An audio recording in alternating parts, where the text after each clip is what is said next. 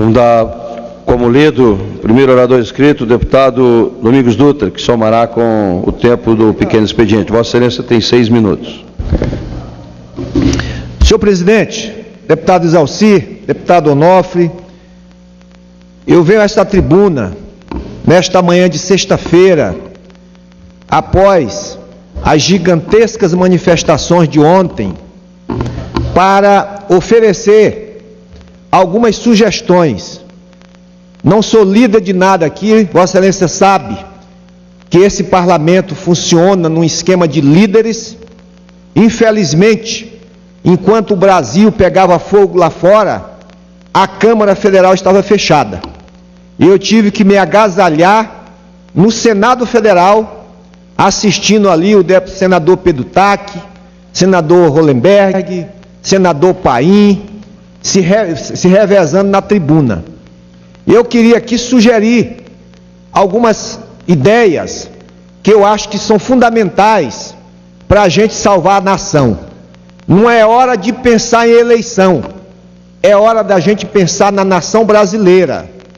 Em primeiro lugar, eu acho que o presidente Henrique Eduardo Alves, se não voltou da Rússia, ele deveria pegar um jato o mais veloz possível e voltar para cá. E voltar para cá para tomar atitudes. Chega de lero-lero. As ruas estão falando. As ruas estão dizendo o que é que a população brasileira quer. Portanto, eu acho que o presidente Henrique Eduardo Alves deveria anunciar o sepultamento da PEC 37.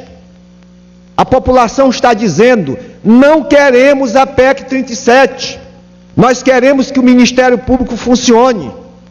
O presidente Henrique Eduardo Alves deveria dizer: vamos retirar de pauta de uma vez por toda a emenda constitucional 215. Afinal de contas, esse movimento começou quando os indígenas ocuparam esse plenário. O presidente Henrique Eduardo Alves deveria anunciar a reformulação da Comissão de Direitos Humanos. Mais de 1 milhão de pessoas disseram: não queremos um Feliciano na presidência da Comissão de Direitos Humanos, e ficou por isso mesmo. O presidente Eduardo Alves deveria dizer: vou botar na pauta os projetos mais importantes de combate à corrupção. Acho que essas 4 medidas já seriam um alento para a população. Queria sugerir à presidenta Dilma: convoque em cadeia de rádio nacional, se pronuncie, diga alguma coisa para a nação brasileira, peça calma ao povo brasileiro. Ao mesmo tempo, deputado Onofre, acho que a presidente Dilma deveria convocar o presidente Lula, o presidente Fernando Henrique Cardoso, que são 2 ex-presidentes que têm credibilidade, já que o ex-presidente Sarney não tem credibilidade e o ex-presidente Collor também não tem. Convide o presidente Lula, convide o presidente Fernando Henrique para discutir saída para o país. Presidente Dilma, convide o presidente do Supremo, o presidente do Congresso, o presidente da Câmara, o chefe do Ministério Público, para que essas autoridades possam refletir e anunciar alguma coisa para a nação. A presidente Dilma deveria convidar os presidentes de partidos. O senador Aécio Neves é presidente do PSDB, o governador Eduardo Campos, presidente do PSB. Convide a Marina Silva, que está organizando rede. Convide o presidente do PT, o Rui Falcão. Convide os presidentes de partidos, para que esses presidentes de partidos, junto com a presidenta Dilma, possam fazer uma reflexão e apontar saída para o país. Presidenta Dilma, convide o presidente da CNBB, a presidenta da UNE, os presidentes de centrais sindicais. Ou seja, não dá para as autoridades que antes eram falantes e surdas, agora ficaram surdas e mocas, ficaram mocas e caladas, estão mudos e surdos. Agora que é hora de se falar para a nação. Acho que a presidenta Dilma chamando essas autoridades, deputado Onofre, eu acho que poderia anunciar o que é que vão fazer com os estádios depois da Copa das Confederações e da Copa do Mundo. Se gastou 1,5 bilhão aqui no Mané Garrincha, o que é que vão fazer com esse elefante branco depois da Copa das Confederações? Vai ser sala de aula? Vai ser consultório médico? O que é que vão fazer com isso? A rua está dizendo, é gasto excessivo com a Copa. Portanto, não dá para desmanchar os estádios, mas é preciso dizer o que é que vão fazer com esses estádios. A presidenta Dilma deveria chamar os governadores de estado, prefeito de capitais e dizer o que é que nós vamos investir para melhorar a mobilidade urbana.